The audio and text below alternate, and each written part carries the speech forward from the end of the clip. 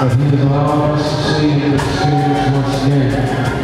And I greet you, my brothers and sisters, in the matchless and majestic and miraculous name of Jesus. Amen. Amen. I want to take the time to say thank you to the men who walked with us on last night. I know that I said on last Sunday that we weren't going to do it, but I forgot to tell the other churches who were going to be with us. And so it was just about 20 or more of us who hit the block last night. And the interesting thing is that everywhere that we walked on Broadway and down Lindale, where normally there's a plethora of our people, it was empty. One guy, when we seen all of us coming, he said, "Here come a lynch mob." We ain't no lynch mob, but what was interesting, we camped out by Mickey's Liquor. And what amazed me was around 9:45, there was such a traffic jam in the parking lot to get to that liquor store. And it was so many people rushing and running. One particular gentleman, he got out of his car, and he had on his pajamas, and you could tell the way he was gingerly walking that he just recently had some type of surgery. And so he waited for a long time, because what happens, the doors close at 10, but everybody in there, they'll still serve. And so it was a traffic jam in the liquor store to get artificial stimuli. And here was a man who you could see in his pajamas, a grown man in his pajamas, but he had such a desire for what was in the liquor store that he was willing to go beyond his own physical ailment, to stand in line to pay for something that's temporal, that would do him more harm than it will good. And as I was standing there, I was amazed, because I'm saying, Lord, I wish to God church don't act like that. I mean, what would happen if you all were so hungry to get in? And then notice, y'all, they knew right off the bat what they wanted, and they had the money in their hand to pay for what they wanted. Come on, man. And we come to church, and see, they wanted artificial stimuli, which is the spirit. But Sunday after Sunday, Wednesday after Wednesday, you come here and get the real thing, and sometimes don't even appreciate it. And it blew me away as we were walking up the street. I said to a friend of mine, Brother Charles Muhammad, I said, man, were we that bad? Because you know now, in Minnesota, Saturday after 10, you can get no more liquor to Monday. Unless you drive over to Wisconsin. You know, so y'all know what I'm talking about. But right over the weekend, you can get it. But my point is twofold. A, people will go to extreme measures to get what they value. And then two, people are willing to pay for what they really want. Yes, sir. And I wish to God that applied to the church. I want to call your attention for a few minutes to Mark chapter 5. Been a little under the weather for the last few days. I also want to thank those of you for a wonderful anniversary. I want you all to know that I appreciate it, and thank you all for your gifts. I just from the bottom of my heart, thank you, my brother. I mean, it was awesome. Can y'all hear me back there? Okay, I just want to make sure. Mark chapter 5, verse number 1, when you get there, say God. And they came over to the other side of the sea, and to the country of the Gadarenes. And when he was come out of the ship, immediately there left him out of the tombs a man with an unclean spirit, who had his dwelling among the tombs, that no man can bind him, no, not with chains. Because that he had been often bound with fetters and chains, and the chains had been plucked asunder by him, and the fetters broken in pieces, neither could any man tame him. And always, night and day, he was in the mountains and in the tombs, crying and cutting himself with stones. But, matter of fact, I was just about to read something right there. But it's getting ready to shift the whole story. And how many of you have ever had that one side of life where everything was bad on the other side of the butt? But when the other butt showed up, they wiped everything out. But thank God for the butt's blood. When he saw Jesus afar off, he ran and worshipped him, and cried with a loud voice and said, "What have I to do with thee, Jesus, thou Son of the Most High God? I adjure thee by God that thou torment me not." For he said unto him, "Come out of the man, thou unclean spirit." I want you to jump over to verse number 15. I don't know if I'll be able to cover all of this, but that is a contrast that I want you to be able to see. Verse 15. And they come to Jesus and see him that was possessed with the devil, and had the legion, sitting and clothed, and in his right mind, and they were afraid. I want to live just for a few minutes a sermon for men with issues.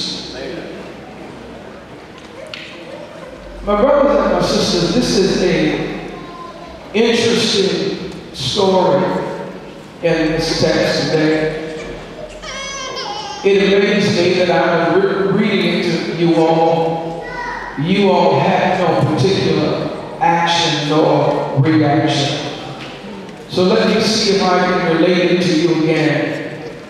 Here is a story where Jesus has now come to a land. When Jesus reaches the shore, there is a man, Luke says, he has on no clothes. Matter of fact, when the other writer said it wasn't two men, one man, it was actually two men. And they run to Jesus. They run to Jesus. Now the interesting thing is that the text shares with us, them running is not unusual. But the thing that is unusual about this text is, one, grown men who don't have on no clothes in broad daylight. And then the second thing that's amazing is that they live in the graveyard. And the third thing that's amazing is all day, all night, and all day, they went from the graveyard to the mountain. From the mountain back to the graveyard. And the fourth thing is, y'all, they weren't quiet when they were doing it. They were hollering at the top of their voice all night, all day. From the graveyard to the mountain, naked, all day and all night. I said that again, that didn't bother me. But then the other thing that was interesting, the fifth thing is, they would take a stone and begin to cut their flesh. All night, all day.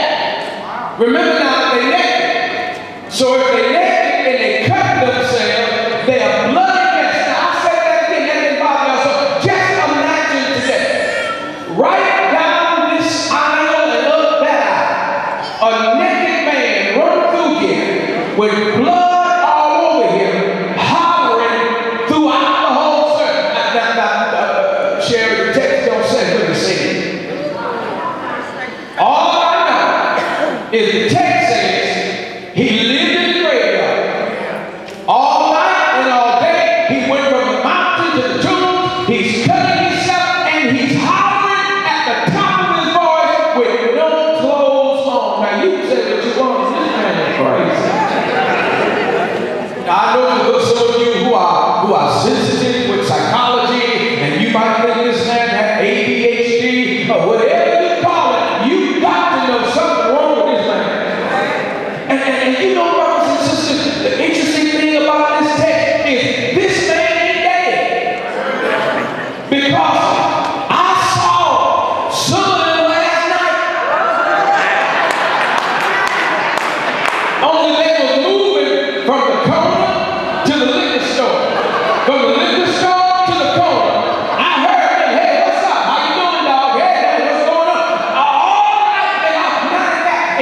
right by Mickey's Liquor, right by Broadway Liquor. If you go to Shelby Dale, if you go to Chicago, you see some of the same men doing some of the same stuff all day long, living in a dead situation. Brothers and sisters, I would have you to know that this is tragic, because he reveals the will of the crimes of creation that God has created in his own image, but yet they become so despondent by life that the only thing they can do is inflict pain upon themselves. They're living in a place where there's no vitality. They're living in a place where there's no life. If somebody listen to me right now, that used to be you, and you ought to thank God that that's not you anymore. But then for some of you, you will know some people who are living just like that. They may not be living in a graveyard, but if you're living in a crack house, you're living in a graveyard. If you're living in a house that is encompassed about with alcoholism, then you're living in a graveyard. If you're living in a place where there is nothing purple, where there's nothing alive, where there's nothing increasing in everything that you engage in is decreasing,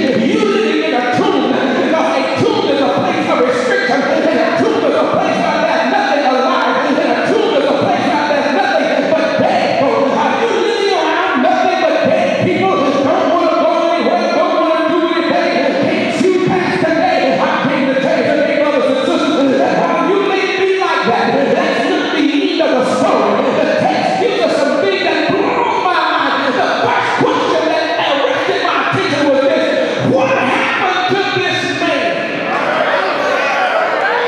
Go ahead, Pastor. Curtis, he was born in the tombs. John, he wasn't born with the demon, because when he got to Jesus, because sometimes it takes the presence of Jesus to expose what's on the inside of me. So when Jesus showed up, this man reveals himself. He said, Jesus, we are legions. He said, we just occupied the space in this man. This man had over 3,000 demons on the inside. What happened to him? Come on. Here's what we do know. We do know that he obviously was not saved. And here's why I say that. Because if he was saved, there's no way demons could have possessed his body. Because the text says, no man can pluck you out of my hand. The only way for a demon to possess you is you have to give the demon the opening in order to do it. And normally the opening is provided by the environment that you've been hanging out in. I continue to tell the men and women, how is it that you expect to make it in life and you ain't hanging around nobody that want to do the same thing you want to do? You become the product of your environment, and I believe that what happened to this man messed around and was dealing with demonology, and he was dealing with some people that was demonized. Listen, that is demon oppression. That is demon obsession. But then there is demon possession. Demon oppression is where your life is being oppressed by the devil from the outside. Demon obsession is when you see a demon and a devil in everything and everybody. Now, like somebody can come in and start by you, oh, that's the devil in the dog. That's just demon obsession. Matter of fact, some folks believe that if you don't believe like they believe that you have a devil. And so that's demon obsession. But demon possession is when that which is external moves on the inside of you, and demon possession, the demon got more control over you than you do over yourself. You see, some of y'all, I'm not talking about when you get enraged, when you're mad. Sometimes you give over to maybe your movement like your stepdad and the devil. That's demon oppression. But demon possession is when the demon makes you do what he wants you to do, when he wants you to do it, and how he wants you to do it, and you have no power to resist him. That's demon possession. Look at this man. This man is a mess. But thank God, the text says, when Jesus got to the shore, the text says that this man, when he saw Jesus afar off, he ran and worshiped him. It's interesting because that word worship in the Greek language is prosperity.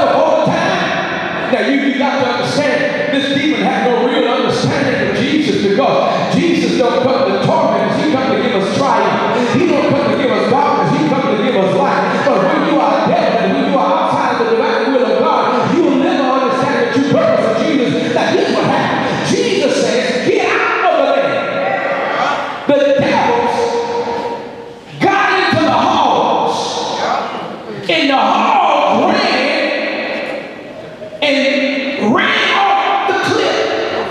But here's what messed me up.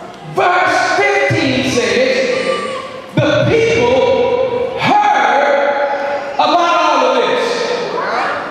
The people had seen this man in this condition. Matter of fact, the text said, no man could bind him, which means that they had already tried to incarcerate him.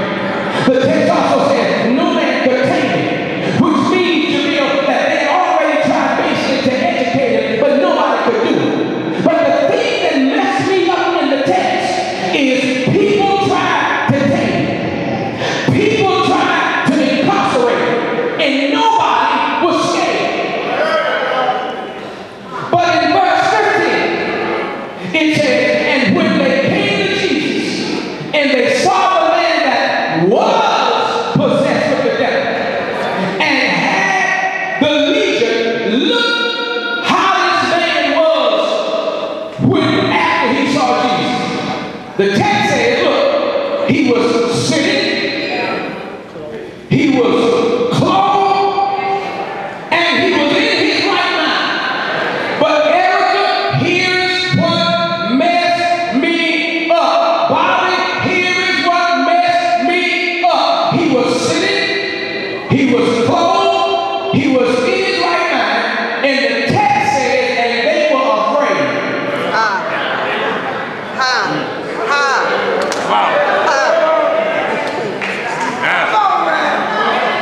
Black man, hear me? Because verse 15 should be a sermon by itself. And the title ought to be, why are folks scared of you when you are sitting clothed in your mind? This sermon ought to be entitled, what every black man needs to know. Listen, nobody was bothering him when he was cutting himself. Nobody was scared of him when he was running around naked. Nobody was scared of him when they was trying to buy him. Nobody was scared of him when he was running up and down all day, all night, hollering, shrieking at the top of his voice, cutting himself. They just let him run wild. And the only time they got scared, Go ahead, Pastor. he was sitting, clothed, and in his right mind. The most dangerous man in America. Because sitting implies one, I'm cool, I'm calm, I'm collected. Clothing implies now that he got his internal house of order, now it's manifested itself externally. He done pulled his britches up now. His socks ain't got to show. Because now that he's talking like he got sick, because listen, the only way for them to know that he was in his right mind, he had to say something.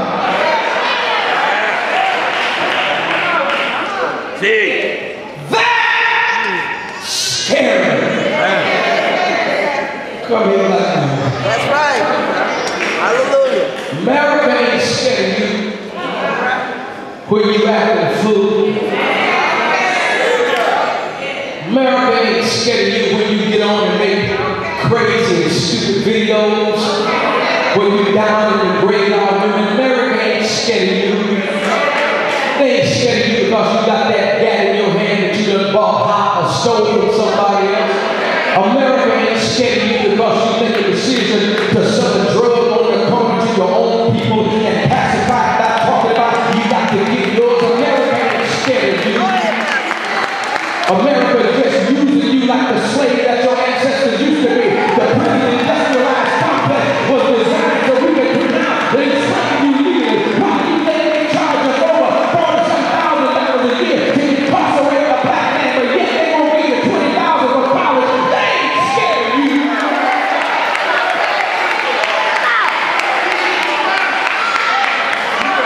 The tragedy is you don't understand it. And so they give you enough rope to hang yourself. Yes, sir. And when they need to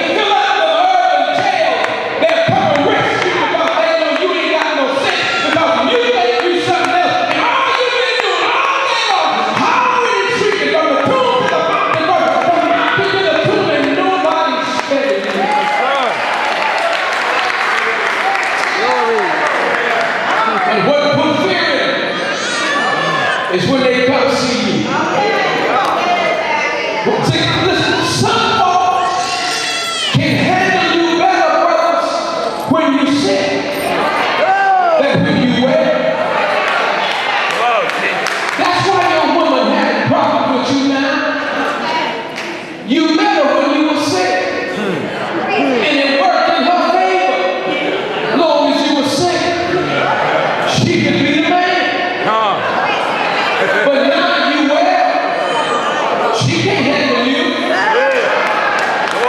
Everybody in here, you know at least one man. As long as he's acting the fool, as long as he's the dog, that woman stay with him. But the minute he got himself together, she kicked him to the curb and got another sick man. Because some women can't handle you well, they got to have you sick. And while I'm here, I mean, a lot of people just acting on it again today. I might as well don't drop it like it's hot. Listen, it ain't no big deal because you pay your rent and pay your car note and buy your clothes and Negro, you go there and let her do it. You just been set up. You been playing out a truck because when she buy it, she can take it. My name's James Bryant. I don't want nobody to give you nothing. Open the door, I give it myself. Matter of fact, you ain't even gotta open the door for me. I pack the bad boy down. Don't you know my name?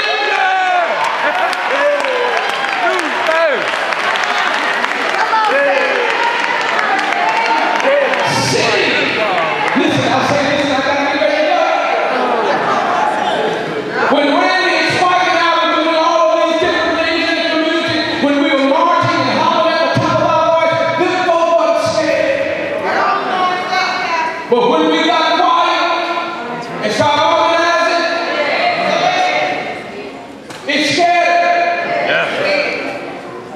Brothers, the most feared animal in the kingdom is not the lion. All you gotta do is watch Discovery or National Geographic.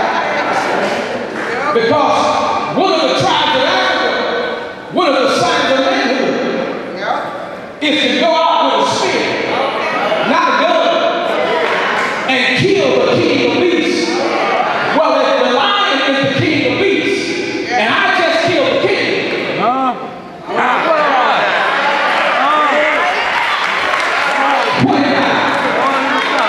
I'll tell you this in our close. Black man, when you get up in the morning, you ought to see the most powerful, the most audacious, the most strong man in the world. When you look in that mirror, whatever a society will go to the extremes that it goes to keep you bound and keep you locked up and keep you locked down, you ought to understand the beginning of the enemy. Whenever they will never allow you, once you make a mistake, to come back into society unless they make you jump through a whole lot of hoops. You ought to understand your power. You ought to understand your power. When they know that woman is wrong and they will give your kid to somebody else rather than they give them to you, you ought to understand your power. When they'll go on their way out to hire you for a job, and when they do get you, they'll put some idiot over you who you don't know any more than you know, and they'll make your life miserable. You ought to understand your value because the devil never bothers anything that does not have any value. And your trouble comes at the level of your value, and you got to be determined in your own mind that when you're facing your trouble, are you a man or a mouse? I pray to tell you, God did not make you a mouse. You are a man. 5 miles of veins, 5 quarts of blood beat through your body at a revolution of 23 seconds. You are a man with God's man. He loved you so much that a black man named Jesus came down through 42 generations.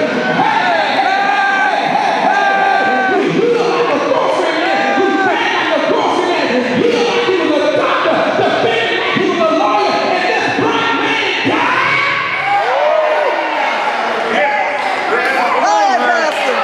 And here you are, acting like doing anything other than what God made you.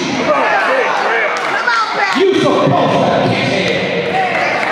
Because when you don't catch hell, if you're an athlete in baseball, you're break a home run record like they had.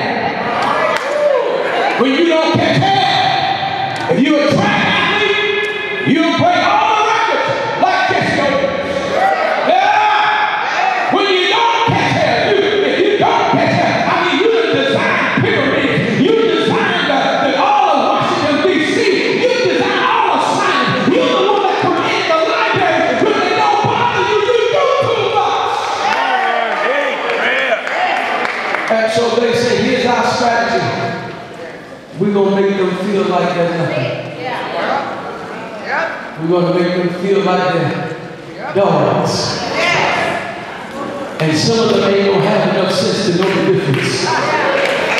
And so when we lock them up, when we eventually let them out, we're going to make sure that which they may be out, but they still bound up on the inside.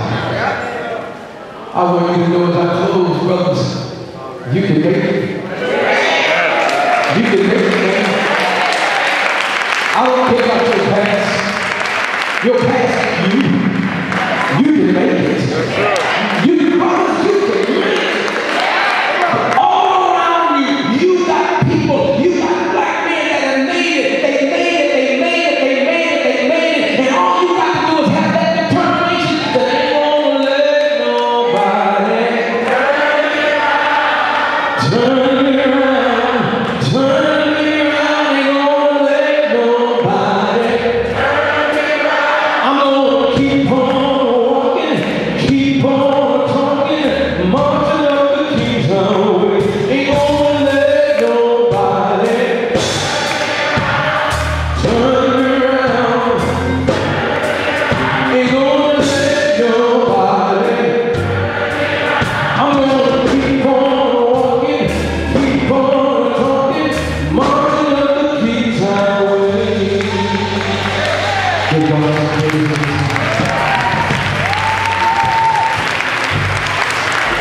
As we opened the door of this church, they saw him sitting, clothed, and in his right mind. But y'all notice, he was sitting at the feet of Jesus. He just was sitting.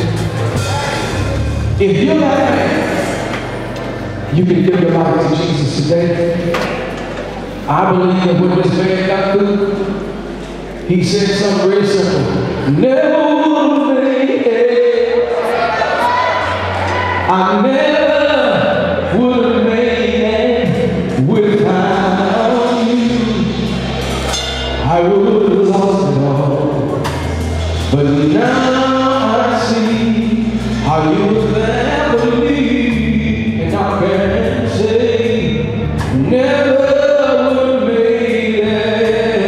How many of you know you never would have made it? Never would have made it without you. But Lord, I would have lost it all. But now I see how you were there for me. And I can say, I'm stronger, wiser, I'm better, When I look back over all you brought me through, you are held on to it. I never would have made it.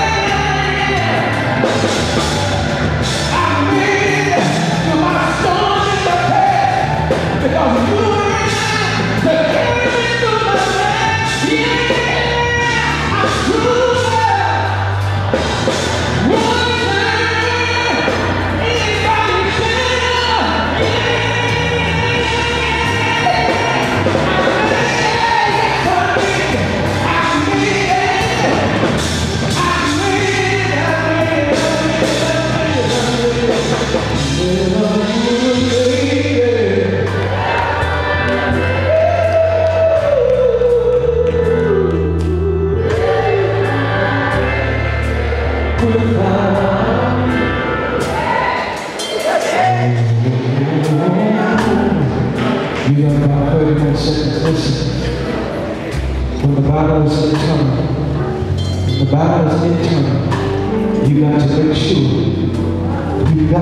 sure, that you believe in Jesus. When there is a come, that is still with the world. Keep supporting the Lord expeditiously. God bless you.